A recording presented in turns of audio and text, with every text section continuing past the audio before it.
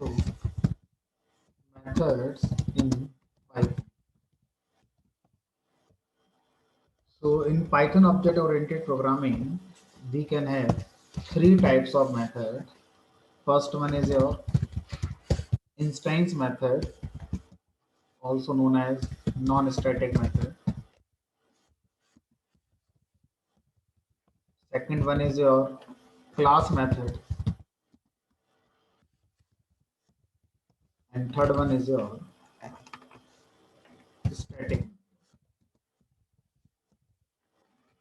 Python programming language में class method और static method दो अलग तरह के मेथड्स हैं जो बताए गए हैं। कुछ languages like Java, C plus plus, dot net, इनमें आप क्लास मेथड और स्टैटिक मेथड दोनों एक ही पाएंगे, इंटरचेंजेबल टर्म्स होते हैं इन लैंग्वेजेस में। बट पाइथन के अंदर ये दो अलग तरह के मेथड बता दिए गए, क्लास मेथड और स्टैटिक मेथड। किसी भी तरह के मेथड का पर्पस होता है कोई लॉजिक अप्लाई करना, और उस लॉजिक को आप जितनी बार चाहें उतनी बार यूज कर सकते हैं कॉल करने के बाद मेथड को। अब तीनों ही तरह के मेथड में जब लॉजिक लिखा जाता है तो तीन तरह के मेथड बनाने की क्या जरूरत थी, एक ही तरह के मेथड से भी काम किया जा सकता था। तो इसका आंसर डिपेंड करेगा कि जो आप मेथड बनाते हैं ये किस तरह के डेटा मेंबर को यूज करता है। तो अगर आपका मेथड हमारे इंस्टेंस डेटा मेंबर को यूज करता है तो वो मेथड इंस्टेंस मेथड बनेगा। और अगर कोई मेथड क्लास डेटा मेंबर का यूज करके अपना लॉजिक एग्जीक्यूट करना चाहता है तो वो मेथड क्लास मेथड बनेगा। और अगर कोई मेथड ये कह रहा है कि मुझे ना तो इंस्टेंस डेटा मेंबर चाहिए ना मुझे क्लास डेटा मेंबर चाहिए, मैं अपने आर्गुमेंट में अपना डेटा साथ में लाया हूँ, तो ऐसे मेथड को स्टैटिक मेथड की तरह बनाया जा सकता है। एक छोटा सा प्रोग्राम बनाते हैं पहले जिसमें इन तीनों के डिफरेंस को समझेंगे, फिर एक और प्रोग्राम बनाएंगे जिसमें और इन तीनों के डिफरेंस को डिटेल में समझेंगे। तो मान लीजिए अभी मैंने एक क्लास बना दी और क्लास का नाम मैंने टेस्ट कर दिया। अब इस क्लास में मुझे क्या करना है, सबसे पहले इंस्टेंस मेथड बनाना है। तो बाय डिफॉल्ट जब पाइथन की क्लास में आप कोई मेथड बनाते हैं तो वो इंस्टेंस मेथड की कैटेगरी से बिलोंग कर जाता है और आप उसके अंदर सेल्फ आर्गुमेंट का यूज करते हैं। तो इंस्टेंस मेथड वो मेथड है जो अभी तक हम पाइथन की क्लास में लिख रहे थे और उसमें सेल्फ आर्गुमेंट को हम दे रहे थे। ठीक, तो अगर मैं बनाऊं यहाँ पर, मान लीजिए एक मेथड बना दिया, इसका नाम कर दिया M1 और इसमें एक सेल्फ आर्गुमेंट दे दिया। तो ये जो मेथड बना है यहाँ पर, इस मेथड को हम बोलेंगे instance method. This is M1, fine. और ये जो मेथड है इसके आगे मैं कमेंट बना के लिख दे रहा हूँ कि ये जो मेथड है ये हमारा इंस्टेंस मेथड कहलाएगा। ठीक, इसका मतलब है इस मेथड का एग्जीक्यूशन करने के लिए आपको इस क्लास का इंस्टेंस चाहिए होगा या इस क्लास का ऑब्जेक्ट आपको चाहिए होगा, इसलिए इसका नाम इंस्टेंस मेथड या आपका नॉन स्टैटिक मेथड होता है।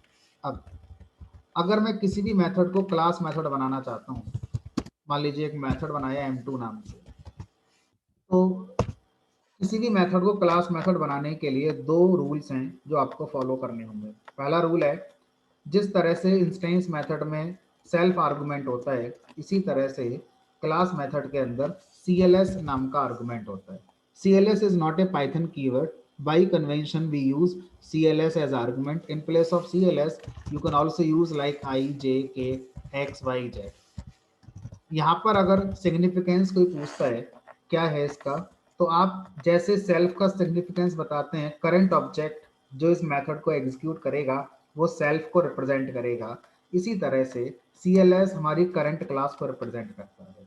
अगर कोई मेथड क्लास मेथड है तो उसको एग्जीक्यूट कराने के लिए मुझे क्लास का नेम यूज करना चाहिए, और क्लास के नेम पर जब डॉट लगाकर इस मेथड को कॉल करेंगे तो क्लास का रेफरेंस इस CLS वेरिएबल के अंदर आ जाएगा। दूसरा रूल, पहला रूल तो ये हो गया। दूसरा रूल क्या है, इस मेथड के पहले एक डेकोरेटर आपको लगाना होगा और उस डेकोरेटर का नाम होगा क्लास मेथड डेकोरेटर। डेकोरेटर का चैप्टर जब फंक्शन पढ़ाए थे मैंने उस समय आपको सिखाया था। तो क्लास मेथड डेकोरेटर लगाने से मेथड हमारा जो पाइथन इंटरप्रेटर है उसको सिग्नल जाएगा कि इस मेथड को क्लास मेथड की तरह कंसिडर करना है। इट मींस इस मेथड का एग्जीक्यूशन करने के लिए क्लास के ऑब्जेक्ट को बनाना जरूरी नहीं होगा और क्लास के नेम पर इस मेथड को कॉल किया जा सकता है। तो जस्ट इसके सॉरी सर, एक चीज़ पूछनी थी मेरे को बाकी स्टूडेंट से भी, कि आपने बोला कि आपने जब फंक्शन पढ़ाए थे तो डेकोरेटर उस टाइम कराए थे, तो आई एम नॉट श्योर कि मेरे को याद है कि एग्जैक्टली क्या था वो, या वो बाकियों को भी पता हो तो, क्योंकि पर मेरे को फ्रेश नहीं है कि मैंने डेकोरेटर पढ़ा यस था। सर, मैं भी सोच रही थी, डेकोरेटर आई थिंक डेकोरेटर एक फंक्शन नहीं होता है जो हम बना सकते हैं खुद भी, कराया या हम पाइथन की लाइब्रेरी के बने बनाए भी यूज कर सकते हैं।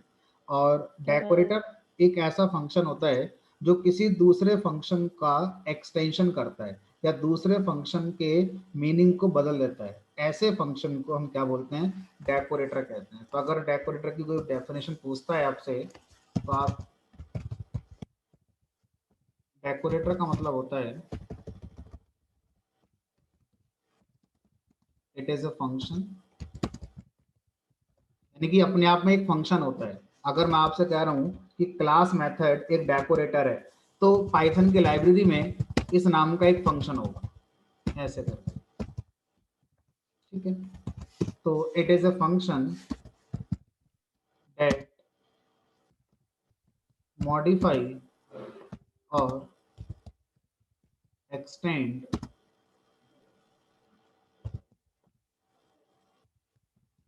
existing फंक्शन और मेथड।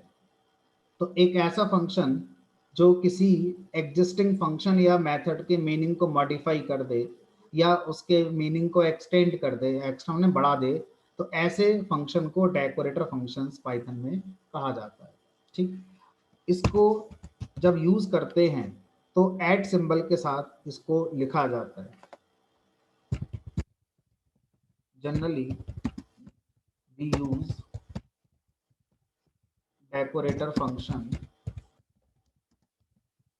With at symbol. और जिस फंक्शन के लिए मुझे कुछ मीनिंग चेंज करना है, जैसे अभी मैंने आपको बताया बाय डिफॉल्ट किसी भी क्लास के अंदर जब मेथड बनाते हैं तो वो इंस्टेंस मेथड होता है। मुझे इसका मीनिंग मॉडिफाई करना है, मुझे इसको इंस्टेंस मेथड नहीं रखना है, तो क्या करेंगे, कोई ना कोई पाइथन की लाइब्रेरी में एक डेकोरेटर होगा जो इस मीनिंग को बदलेगा। अदरवाइज बाय डिफॉल्ट सारे मेथड जो हम क्लास में बनाएंगे वो इंस्टेंस मेथड बन जाएंगे। और पाइथन की लाइब्रेरी में एक ऐसा डेकोरेटर बनाया गया है जिसका नाम क्या है, हमारा क्लास मेथड डेकोरेटर। ठीक है, इससे हमारे इंटरप्रेटर को ये सिग्नल मिलेगा कि इस मेथड को हमें इंस्टेंस मेथड नहीं मानना है, क्योंकि बाय डिफॉल्ट तो वो सबको इंस्टेंस मेथड मान रहा है। देखो यहाँ मैंने नहीं लिखा कुछ भी, क्योंकि इंटरप्रेटर को बता दिया गया है कि ऐसे मेथड इंस्टेंस मेथड होंगे।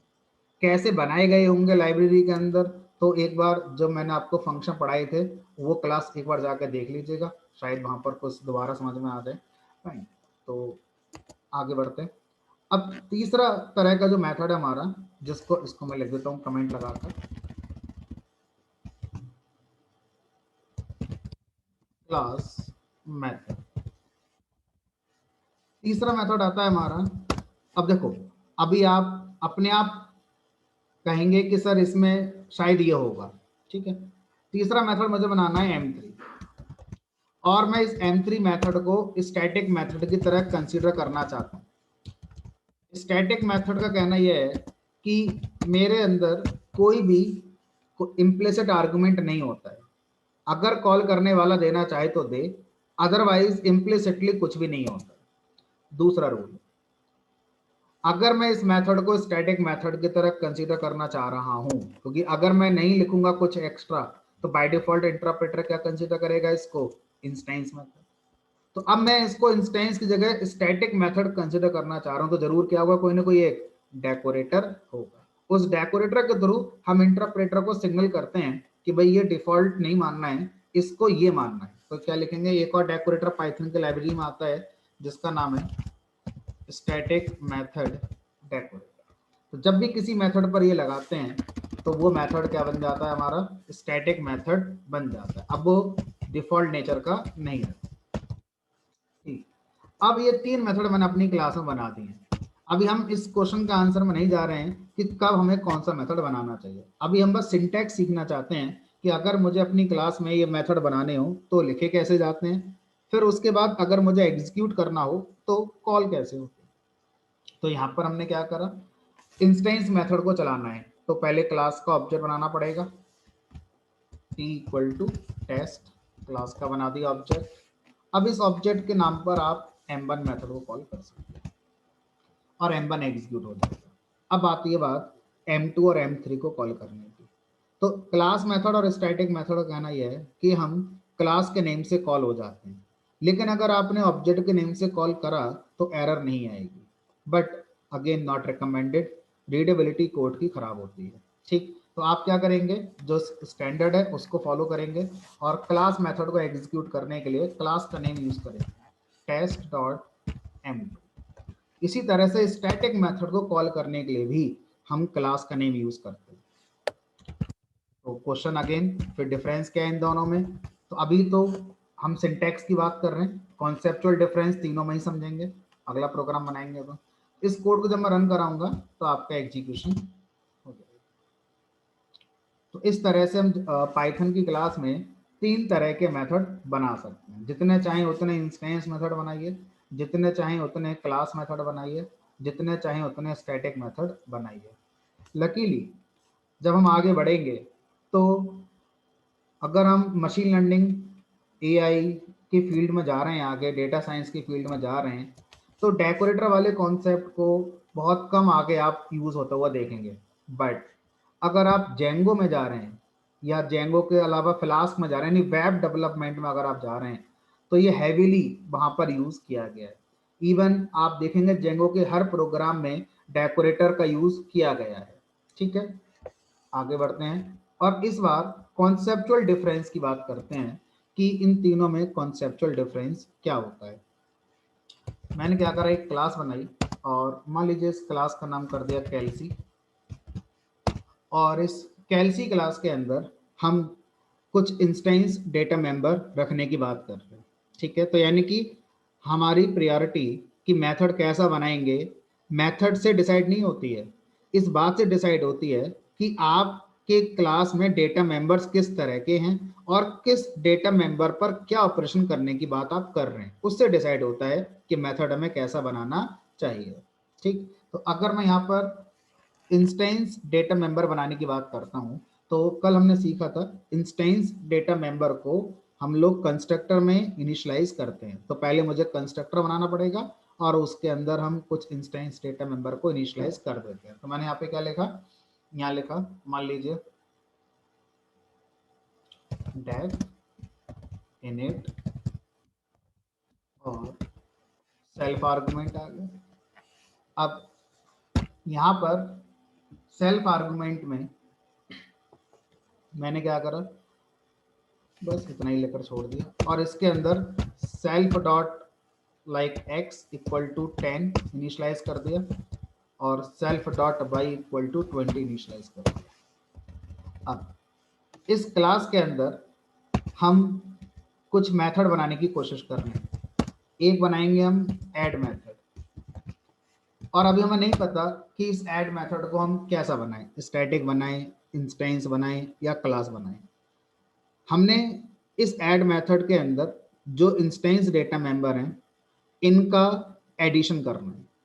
तो अब सोचिए, अगर आप इंस्टेंस डेटा मेंबर का यूज करेंगे तो इंस्टेंस डेटा मेंबर ऑब्जेक्ट का पार्ट बनते हैं, तो जब तक ऑब्जेक्ट नहीं आएगा तब तक आप एक्स और वाई को यूज नहीं कर पाएंगे।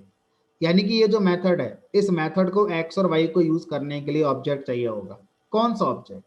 जिस ऑब्जेक्ट पर ऐड मेथड एग्जीक्यूट होगा वही ऑब्जेक्ट के एक्स और वाई का इस्तेमाल किया जाएगा। तो वो ऑब्जेक्ट जो ऐड मेथड को कॉल करने में यूज होगा इस मेथड में कैसे मिलेगा? सेल्फ आर्गुमेंट में मिलेगा। अब आपने दो बातें बोली, वो ऑब्जेक्ट जो इस मेथड को कॉल करने में यूज होगा, इसका मतलब है कि आप इस मेथड को तभी चलाना चाहते हैं जब आपके पास ऑब्जेक्ट हो। अगर आपके पास ऑब्जेक्ट नहीं है और आप इस मेथड को चलाने की बात करते हैं तो कैसे इस मेथड के अंदर एक्स और वाई का इस्तेमाल किया जा सकता है? नहीं हो पाएगा। तो यहाँ पर हमने क्या देखना है कि इस मेथड के अंदर हम इंस्टेंस डेटा मेंबर यूज करना चाह रहे हैं और इंस्टेंस डेटा मेंबर ऑब्जेक्ट से बिलोंग करते हैं। किसी भी मेथड में इंस्टेंस डेटा मेंबर तभी यूज हो पाएंगे जब वो हमारा नॉन स्टैटिक मेथड होगा, यानी कि इंस्टेंस मेथड होगा, क्योंकि इंस्टेंस मेथड के ही आर्गुमेंट में क्या आता है, करंट ऑब्जेक्ट सेल्फ बनकर आ जाता है। तो अब अगर यहाँ पर मैं एडिशन करना चाहूँ तो मैं ऐसे कर सकता हूँ self dot x plus self dot y. अब इसी क्लास में एक और मेथड बनाना है मुझे, मल्टीप्लाई। जो हमारे ऑब्जेक्ट के डेटा मेंबर हैं एक्स और वाई, उन्हीं डेटा मेंबर पर मुझे क्या करना, मल्टीप्लीकेशन करना है। मतलब ये भी नॉन स्टैटिक ही बनेगा, यानी कि इंस्टेंस मेथड बनेगा। यहाँ पर प्रिंट कर देते हैं self dot x multiply y self dot y. अब इसको जब रन कराएंगे तो पहले कैलसी क्लास का ऑब्जेक्ट बनाना पड़ेगा। मान लो सी नाम से बना दिया कैलसी, और यहाँ पर सी डॉट ऐड कॉल करेंगे और सी डॉट, और यहाँ पर मैंने मल्टीप्लाई कर दिया 30 और 200। ठीक है। अब मान लीजिए इसी प्रोग्राम को हम दोबारा बनाते हैं, ठीक। और यहाँ पर हमने क्या करा, अगर ये ऑब्जेक्ट के डेटा मेंबर यूज कर रहा है तो ऑब्जेक्ट तो मैं इसके कई सारे बना सकता हूँ, C1 C2 C3। मैं चाहता हूँ C1 के अंदर जो डेटा मेंबर आए उनका एडिशन हो, C2 के अंदर जो डेटा मेंबर आए उनका एडिशन हो। तो उसके लिए क्या करना होगा, यहाँ पर आप ये जो कंस्ट्रक्टर है, इस कंस्ट्रक्टर में हर ऑब्जेक्ट के हिसाब से एक्स और वाई की वैल्यू को इनिशियलाइज कर दीजिए। तो यहाँ पर दो आर्गुमेंट और ले लीजिए ए बी, और सेल्फ डॉट एक्स की वैल्यू वो कर दीजिए जो ए में आएगा, सेल्फ डॉट वाई की वैल्यू वो कर दीजिए जो बी में आएगा। अब ए और बी में वो आएगा जो ऑब्जेक्ट बनाते समय आप पास करेंगे। मैंने कर दिया पास, मान लीजिए 5,6, और ये मैंने कर दिया C1। इसी तरह से मैंने एक ऑब्जेक्ट और बनाया C2, और जिसमें कर दिया मान लीजिए मैंने 50,60। अब अगर मैं C1 डॉट ऐड करूंगा तो ये add method current object C1 है, C1 का x और C1 का y यूज करके एडिशन करेगा। और अगर मैं C2 डॉट ऐड करूंगा तो यही मेथड C2 ऑब्जेक्ट का x और C2 का y यूज करेगा। आंसर क्लियर है। किसी भी मेथड को इंस्टेंस मेथड मुझे तब बनाना है जब उस मेथड के अंदर का लॉजिक जो मैं लिख रहा हूं उसमें हमारे करंट ऑब्जेक्ट का डेटा मेंबर यूज हो रहा है। तो हमें यहाँ पर इंस्टेंस मेथड बनाना चाहिए। तो अब चाहे C1 पे कॉल करें आप इसको या C2 पे कॉल करें, उससे फर्क नहीं पड़ता। दोनों पर मैंने ऐड कर दिया और दोनों पर ही मैंने मल्टीप्लाई भी कॉल कर दिया।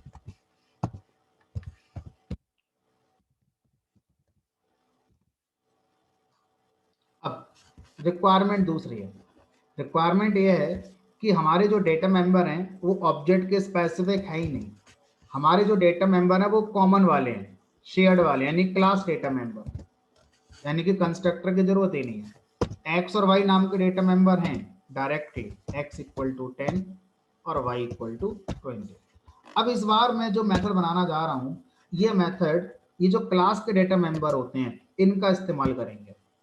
अब हमें पता है कि अगर आप किसी भी मेथड में कोई लॉजिक लिखने जा रहे हैं जिस लॉजिक में क्लास के डेटा मेंबर का यूज होगा तो उस मेथड को आप क्लास मेथड बनाते हैं। और क्लास मेथड में क्या होगा, सेल्फ की जगह CLS आर्गुमेंट आएगा, और यहाँ पर हमें डेकोरेटर से इंटरप्रेटर को इन्फॉर्म करना होगा कि इसको इंस्टेंस नहीं मानना है, इसको अब क्लास मेथड मानना है। यहाँ पे लिखेंगे क्लास मेथड। अब अभी मैंने बताया कि क्लास डेटा मेंबर को क्लास के नेम से चलाते हैं। अगर हम क्लास मेथड में इस CLS आर्गुमेंट को देखें तो CLS आर्गुमेंट यही कह रहा है कि मैं इसी क्लास की कॉपी कंटेन करता हूं। तो आप मेरे नाम से भी क्या कर सकते हैं, क्लास डेटा मेंबर चला सकते हैं। तो यहाँ पर सेल की जगह पे क्या लिख सकते हैं, ठीक है। इसी तरह से मल्टीप्लाई को भी मैं बनाना चाहता हूँ class data member, class method जो क्लास डेटा मेंबर का यूज करेगा।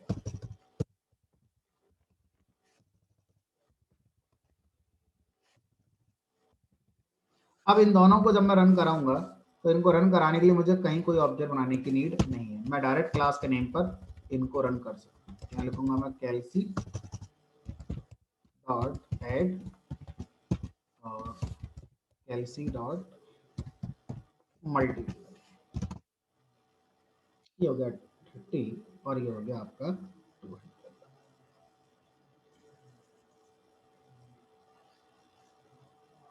ठीक है, तो ये हो गया हमारा क्लास मेथड और ये हो गया हमारा इंस्टेंस मेथड। तो इन दोनों को हम डेटा मेंबर के अकॉर्डिंग डिसाइड करते हैं कब हमें कौन सा यूज करना चाहिए। ठीक,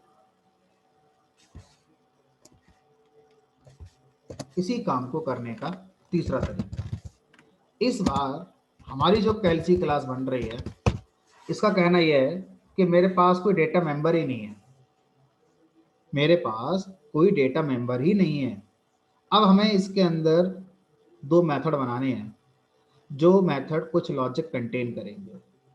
अब वो जो मेथड हैं वो डेटा मेंबर यूज नहीं कर पाएंगे क्योंकि ना तो मेरे पास कोई क्लास डेटा मेंबर है ना मेरे पास कोई इंस्टेंस डेटा मेंबर है।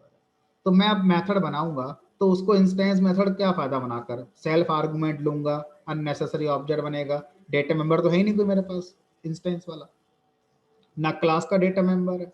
तो फिर यहाँ पे क्या करेंगे, यहाँ पर हम जो मेथड बनाएंगे उसको सीधे स्टैटिक मेथड बना सकते हैं। और स्टैटिक मेथड को मैंने बना दिया ऐड। अब इससे कहा कि आप तो किसी डेटा मेंबर का यूज करते ही नहीं है, तो फिर आप लॉजिक जब लगाएंगे तो उस लॉजिक में अगर कहीं कोई डेटा की जरूरत पड़ेगी तो कहाँ से लाएंगे। तो इसने कहा भाई जो मुझे कॉल करेगा वो डेटा मुझे आर्गुमेंट में ही पहुंचाएगा, ना तो मैं क्लास का डेटा यूज कर रहा ना मैं ऑब्जेक्ट का डेटा यूज कर रहा हूँ। तो आप क्या करेंगे, यहाँ पर एक्स और वाई जो भी आप आर्गुमेंट लेना चाहते हैं उसे ले सकते हैं और जो भी लॉजिक लगाना है आप इन पर लगाएंगे एक्स प्लस। इसी तरह से आप एक और स्टैटिक मेथड बना सकते हैं और यहाँ पर लिख दिया def multiply x comma y, यहाँ पर प्रिंट कर सकते हैं, यहाँ पर हम एक्स मल्टीप्लाई। अब इनको रन करना है तो रन करने के लिए क्लास के नेम से इनको रन किया जा सकता है। तो क्लास का नेम लगाएंगे यहाँ पर कैलसी डॉट, उसके बाद लिखेंगे ऐड और आपको यहाँ पर ही वैल्यू पास करनी होगी, लाइक मैंने 10,20 पास कर दी। इसी तरह से लिखेंगे कैलसी डॉट मल्टीप्लाई, आप यहाँ पर कुछ भी पास कर दीजिए। तो जो स्टैंडर्ड है मेथड डिसाइड करने का कब कौन सा बनाना चाहिए वो यही स्टैंडर्ड है। बाकी आप किसी भी तरह से कुछ भी लिखेंगे तो आपको सिंटैक्टिकली मेथड को एग्जीक्यूट करना आना चाहिए। ठीक है, तो इस तरह से तीन तरह के मेथड्स हमारे हो जाते हैं। ठीक है, क्लास मेथड, इंस्टेंस मेथड और आपका स्टैटिक मेथड। फाइन।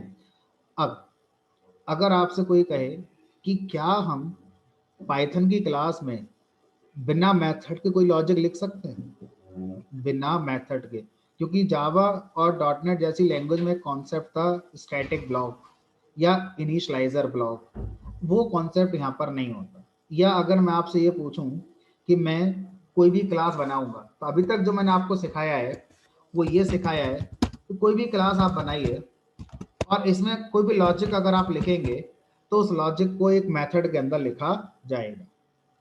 क्या मैं इस क्लास के अंदर डायरेक्ट कोई लॉजिक नहीं लिख सकता ऐसे करके, एक नंबर ले लिया मैंने num इक्वल टू 10 और मैं बस ये चेक करूंगा कि क्या ये नंबर इवन है या ऑड है।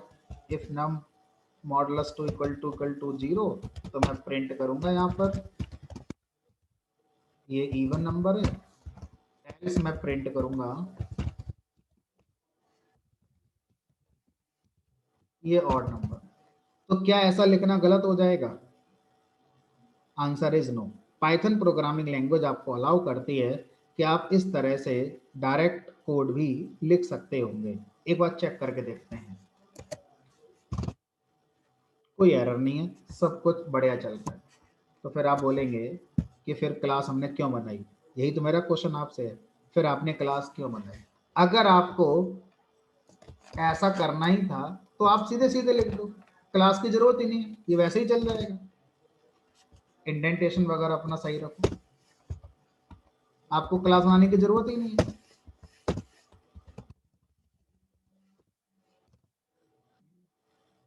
ठीक है, तो सिंटैक्टिकली हम ऐसा कर सकते हैं, कॉन्सेप्चुअली हम ऐसा कर रहे होंगे, ऐसा हो भी सकता है और ऐसा नहीं भी हो सकता है। अब ऐसा नहीं हो सकता है का मतलब है कि अगर मुझे कोई भी कोड एक बार चलाना है तो मैं क्यों क्लास में लिखूंगा, मैं डायरेक्ट लिख दूंगा। और अगर मुझे किसी कोड को बार बार चलाना है तो मुझे जरूरत पड़ती है मेथड की।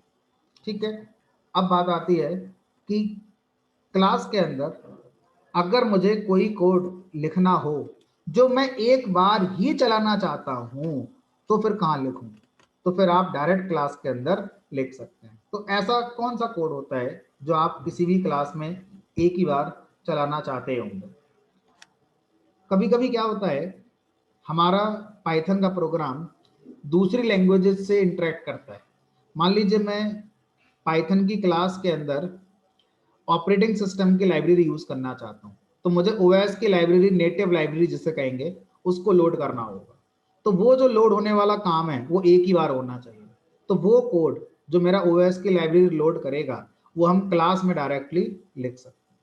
ठीक है, तो हर वो कोड जो आप किसी भी क्लास के एग्जीक्यूशन में एक बार करना चाहते हैं और जो उस कोड का रिजल्ट आया है, हम चाहेंगे वो रिजल्ट क्लास के जो अदर मेथड्स बने हैं उन मेथड्स में इस्तेमाल हो।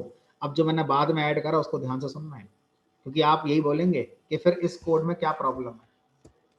ठीक है, तो मैंने क्या बोला, कोई भी कोड एक बार चलना चाहिए क्लास में, और वो कोड का जो रिजल्ट आया है उसका यूज मैं क्लास के जो अदर मेथड्स हैं उनमें करना चाहूंगा। ठीक है, तो फिर आपको क्लास के अंदर ही वो कोड एक बार लिखना होगा और एक बार एग्जीक्यूट करना होगा। अगर आप ऐसे बनाएंगे तो फिर वो वाला पॉइंट रह जाएगा कि इससे जो इफेक्ट आया वो क्लास के मेथड के अंदर यूज होगा, वो नहीं हो पाएगा। ठीक है, चलिए, तो इसको हम एक वर्ड और कह सकते हैं, क्लास इनिशियलाइजेशन या क्लास लोडिंग। जब कोई क्लास लोड होती है, इनिशियलाइज होती है, उस समय कोई भी कोड एग्जीक्यूट जब करना हो तो वो कोड वही होता है जो आप क्लास में डायरेक्टली यहाँ पर लिख देते हैं। ठीक, चलो, तो ये हमारा कॉन्सेप्ट होता है पाइथन के अंदर। क्लास क्या होती है, ऑब्जेक्ट क्या होता है, फिर ऑब्जेक्ट के अंदर डेटा मेंबर आते हैं, क्लास के अंदर डेटा मेंबर आते हैं, फिर उसके बाद आपका मेथड हो गए। मेथड आपके तीन तरह के यहाँ पर हो जाते हैं। अब इनको मैं सम अप करता हूँ। पाइथन की ऑब्जेक्ट ओरिएंटेड प्रोग्रामिंग में एक वर्ड आता है एट्रीब्यूट। ये नया वर्ड नहीं है, इस वर्ड को पहले मैं आपको दिखाता हूँ, इससे फैमिलियर होते हैं, उसके बाद फिर इस वर्ड के बारे में आपको बताऊंगा। हो सकता है मुझे बताने की जरूरत ही ना पड़े। जब इसका कोड में कुछ आप देखेंगे तो आपको ऑटोमेटिक समझ में आ जाएगा कि ऑब्जेक्ट ओरिएंटेड प्रोग्रामिंग में एट्रीब्यूट वर्ड का मीनिंग क्या है। और मैं आपको फिर पाइथन की जो लिस्ट टपल वाली क्लासेस थी स्ट्रिंग वाली, वहां लेकर जाऊंगा, और वहां पर भी इस वर्ड को आपने कभी देखा था वो आपको रिकॉल कराऊंगा। उसके बाद फिर आपको समझ में आएगा, अच्छा वहां जब मैंने देखा था तो क्या मीनिंग था इसका। पहले यहाँ देखो, मैंने क्या करा, मैंने सिंपल एक क्लास बनाई, क्लास का नाम टेस्ट कर दिया। इस क्लास के अंदर मैंने एक मेथड बना दिया, मान लीजिए m1 नाम से, जो कि एक इंस्टेंस मेथड है। सिंपल लिख दिया यहाँ पर मैंने, दिस इज m1।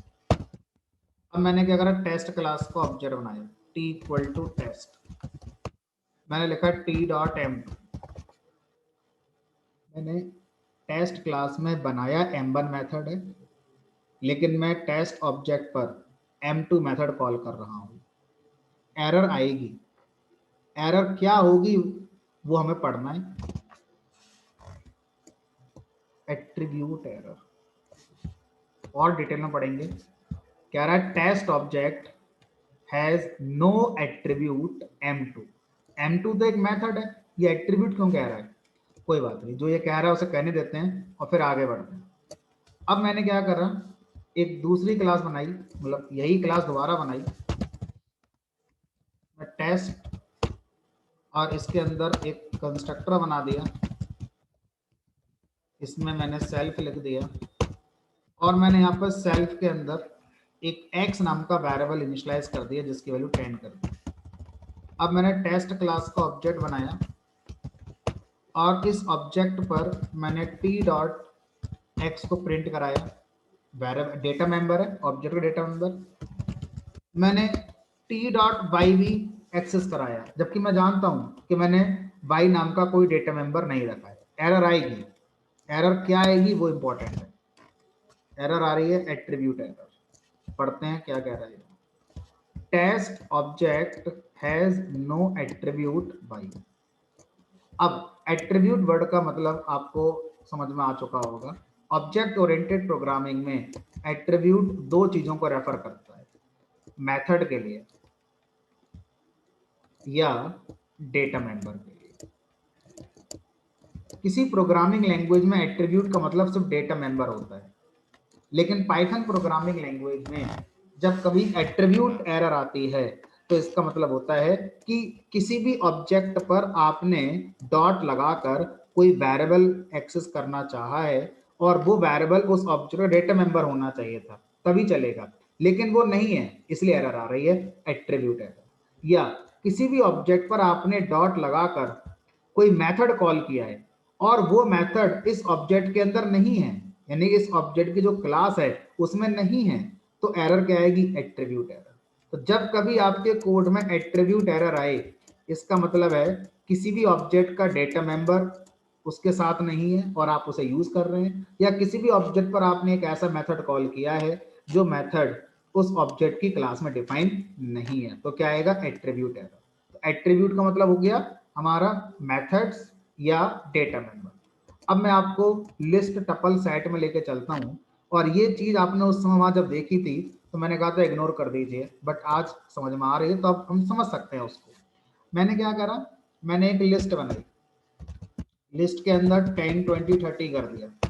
अब इस लिस्ट में कुछ भी अपेंड करना चाहता हूं तो मैं कर सकता हूं, और अगर इसको मैं ऑब्जेक्ट ओरिएंटेड प्रोग्रामिंग के अकॉर्डिंग डिफाइन करूं तो यहां पर एल एक लिस्ट ऑब्जेक्ट को रिप्रेजेंट कर रहा है।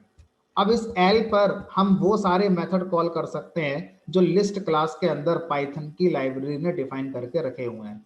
अगर आप लिस्ट क्लास को ओपन करके देखेंगे तो लिस्ट क्लास के अंदर अपेंड नाम का एक इंस्टेंस मेथड है, ठीक है, इसलिए हम लिस्ट के ऑब्जेक्ट पर अपेंड मेथड कॉल कर पा रहे हैं और ये चलेगा, कोई एरर नहीं आएगी। अब हमसे कहा गया कि टपल अनमॉडिफाइबल है। टपल के अंदर अगर आपने कुछ एलिमेंट रखे 10 20 30 40 और अगर आप इस टपल के अंदर एलिमेंट को अपेंड करना चाहते हैं तो अपेंड नहीं होगा, एरर आ जाएगी। तो उस समय तो हमें अच्छा लगा था, हाँ एरर आ गई, लेकिन आज कॉन्सेप्चुअली समझ में आ रहा है कि ये जो एरर आ रही है इसकी वजह ये है कि टपल क्लास जब बनाई गई है, यानी कि टी एक टपल क्लास का ऑब्जेक्ट है और हम इस टी पे डॉट लगाकर सिर्फ वही मेथड कॉल कर सकते हैं जो टपल क्लास बनाते समय उसमें लिखे गए होंगे, और जब टपल क्लास बनाई गई तो उसमें अपेंड नाम का कोई मेथड नहीं है, इसलिए एरर आ रही है, एट्रीब्यूट एरर। उस समय हम ये सोचते थे कि टपल अब हमारी इम्यूटेबल है इसलिए ऐसा नहीं चल रहा है, नहीं, इसकी वजह जो सही है वो ये है कि अपेंड मेथड टपल क्लास में है ही नहीं, है ना। क्यों नहीं रखा गया, क्योंकि वो हमें चेंज कराना ही नहीं है। Tuple object has no attribute append, ठीक है। अब आप बोलेंगे सर सेट मॉडिफाइबल होता है, सेट के अंदर अगर मैं कुछ एलिमेंट डाल दूं और सेट में कुछ एलिमेंट ऐड करना हो तो अपेंड लगा देते हैं, नहीं, उस दिन हमें ऐसा लगता है कि ये चलना चाहिए, लेकिन आज हमें पता है कि अगर ये नहीं चला तो हमें इसका आंसर क्लियर है कि एस यहाँ पर एक सेट क्लास का ऑब्जेक्ट रिप्रेजेंट कर रहा है। अगर ये चला तो इसलिए चलेगा क्योंकि सेट क्लास के अंदर भी अपेंड नाम का मेथड रहा होगा। ऐसा नहीं है कि अगर वो लिस्ट के अंदर है तो सब पे चलेगा जो मॉडिफाइबल होता है, नहीं, सेट मॉडिफाइबल है तो सेट के ऑब्जेक्ट पर सिर्फ वही मेथड चलेंगे जो सेट क्लास के अंदर बनाकर रखे गए हैं। ऐसा थोड़ी है कि कोई भी मेथड जो मॉडिफाइबल वाला होता है सब चल जाएगा हर किसी के ऊपर, नहीं। तो अगर ये नहीं चला तो हमें इसका आंसर पता है, क्योंकि अपेंड मेथड सेट क्लास के अंदर लिखा ही नहीं गया होगा, इसलिए नहीं चला होगा। देखते हैं, एरर आ रही है, attribute error, set object has no attribute append. इसका मतलब ये थोड़ी है कि सेट अनमॉडिफाइबल है, सेट में चेंज नहीं हो सकते, हो सकते हैं। तो सेट में एलिमेंट आगे ऐड करने के लिए सेट से पूछना पड़ेगा कि आपने किस नाम का मेथड बनाया हुआ है, उसी नाम का मेथड ही कॉल कर पाएंगे। तो सेट ने का ऐड नाम का मेथड बनाया हुआ है, तो सेट में अगर कोई एलिमेंट ऐड करना है तो अपेंड से नहीं होता है, ऐड मेथड से होता है। Technically append method set class के अंदर नहीं है, सेट क्लास के अंदर ऐड नाम का मेथड होता है इसी काम को करने के लिए। कोई एरर नहीं आई और हमारा ये चल गया, ठीक। चलो, आई होप एट्रीब्यूट एरर या एट्रीब्यूट वर्ड जब इस तरह की एरर आती है तो अब इसको आप बड़ी आसानी से समझ जाएंगे और एक्सप्लेन भी किसी को कर देंगे। अब एक और एरर है, जो बड़ा सिमिलर एरर लगती है उसको कोशिश करते हैं। मैंने एक यहाँ पर लिखा प्रिंट हेलो, फिर लिख दिया मैंने प्रिंट नाम का एक आई नाम का एक वेरिएबल, और प्रिंट कर दिया मैंने यहाँ पर मान लीजिए हाई।